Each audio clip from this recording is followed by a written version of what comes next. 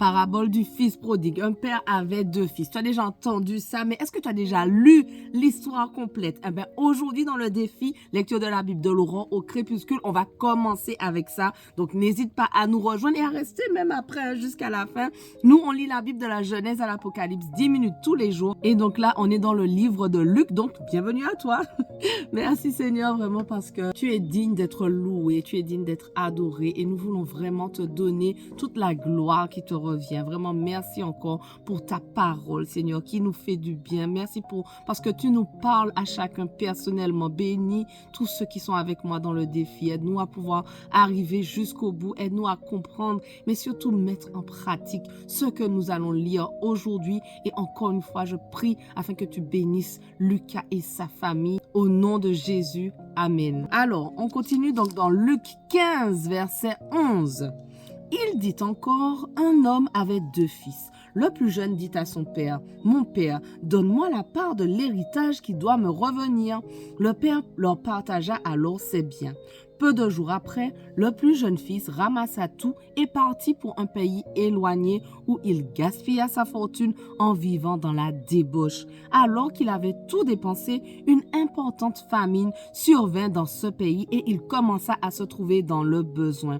Il alla se mettre au service d'un des habitants du pays qui l'envoya dans ses champs garder les porcs. Il aurait bien voulu se nourrir des caroubes que mangeaient les porcs, mais personne ne lui en donnait. Il se mit à réfléchir et se dit, combien d'ouvriers chez mon père ont du pain en abondance et moi ici je meurs de faim.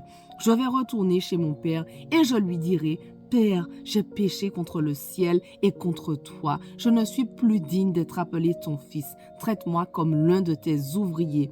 Il se leva et alla vers son père. Alors qu'il était encore loin, son père le vit et fut rempli de compassion. Il courut se jeter à son cou et l'embrassa. Le fils lui dit, Père, j'ai péché contre le ciel et contre toi. Je ne suis plus digne d'être appelé ton fils. Mais le père dit à ses serviteurs, apportez vite le plus beau vêtement et mettez-le lui. Passez-lui un anneau au doigt et mettez-lui des sandales aux pieds. Amenez le veau qu'on a engraissé et tuez-le. Mangeons et réjouissons-nous, car mon fils que voici était mort et il est revenu à la vie. Il était perdu et il est retrouvé et ils commencèrent à faire la fête. Or, le fils aîné était dans le champ. Lorsqu'il revint et s'approcha de la maison, il entendit la musique et les danses. Il appela l'un de ses serviteurs et lui demanda ce qui se passait. Le serviteur lui dit, « Ton frère est de retour et ton père a tué le veau engraissé parce qu'il l'a retrouvé en bonne santé. » Le fils aîné se mit en colère et il ne voulait pas entrer. Son père sortit le supplier d'entrer, mais il répondit à son père, « Voilà tant d'années que je suis à ton service sans jamais désobéir à tes ordres et jamais tu ne m'as donné un chevreau pour que je fasse la fête avec mes amis.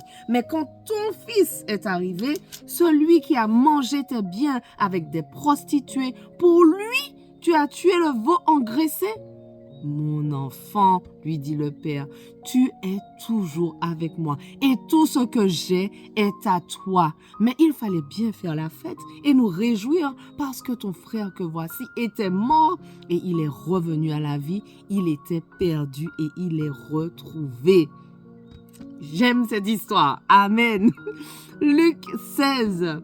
Jésus dit aussi à ses disciples, un homme riche avait un intendant, on vint lui rapporter qu'il gaspillait ses biens.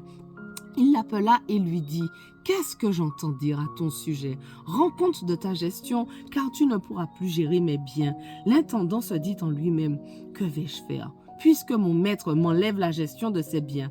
Travailler la terre, je n'en ai pas la force. Mendier, j'en ai honte. Je sais ce que je ferai pour qu'il y ait des gens qui m'accueillent chez eux quand je serai renvoyé de mon emploi. » Il fit venir chacun des débiteurs de son maître et dit au premier, « Combien dois-tu à mon maître ? » « Je dois 100 tonneaux d'huile d'olive Je dois 100 tonneaux d'huile d'olive, répondit-il. Il lui dit, voici ton reçu, assieds-toi vite et écris 50.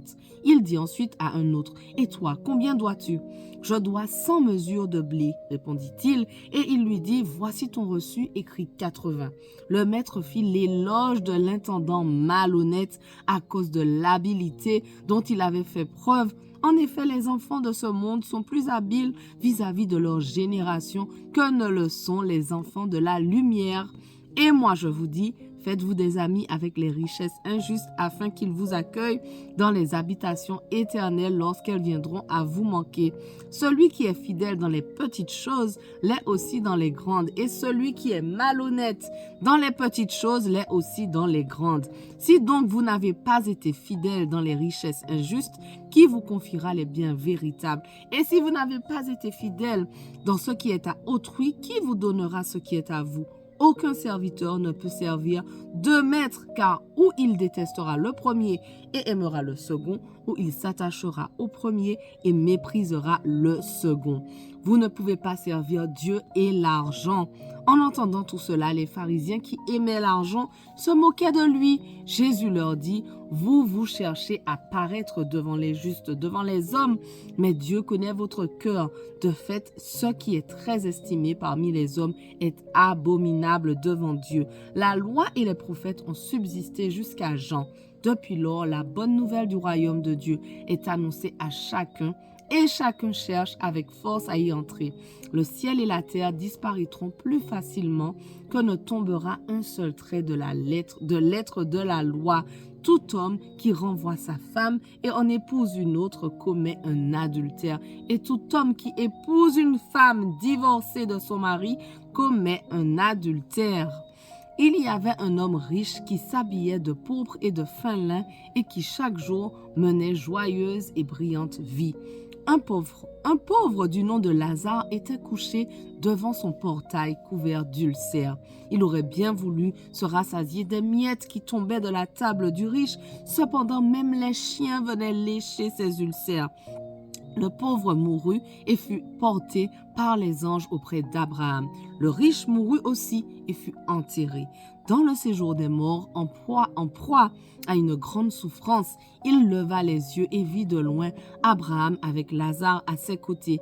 Il s'écria, « Père Abraham, aie pitié de moi et envoie Lazare pour qu'il trempe le bout de son doigt dans l'eau afin de me rafraîchir la langue, car je souffre cruellement dans cette flamme. » Abraham répondit, « Mon enfant, souviens-toi que tu as reçu tes biens pendant ta vie et que Lazare a connu les maux pendant la sienne.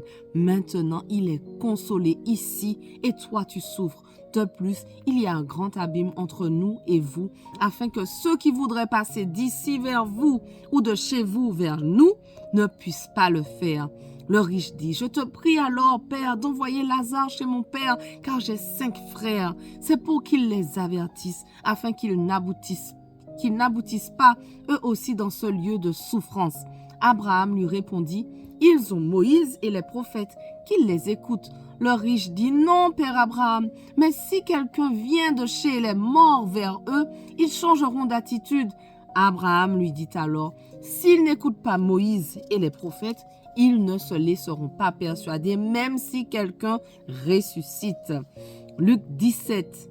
Jésus dit à ses disciples, « Il est inévitable qu'il y ait des pièges, mais malheur à celui qui en est responsable. Il vaut mieux pour lui qu'on attache à son cou une meule de moulin et qu'on le jette à la mer, plutôt qu'il ne fasse trébucher un seul de ses petits. » Faites bien attention à vous-même. Si ton frère a péché contre toi, reprends-le. Et s'il reconnaît ses torts, pardonne-lui. S'il a péché contre toi 7 fois dans une journée et que 7 fois dans la journée, il revienne vers toi et dise « J'ai eu tort », tu lui pardonneras.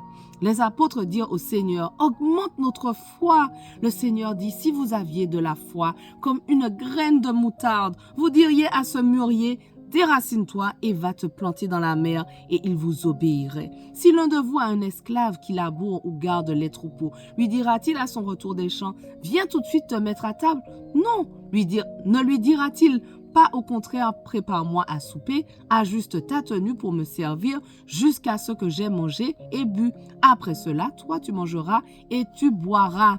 A-t-il de la récompense envers cet esclave parce qu'il a fait ce qui lui était ordonné? Je ne pense pas. Vous de même, quand vous avez fait ce qui vous a été ordonné, dites, nous sommes des serviteurs inutiles, nous avons fait ce que nous devions faire. Voilà, notre passage du jour touche à sa fin, mais on continue dès demain, on ne lâche rien. Allez, sois bénis.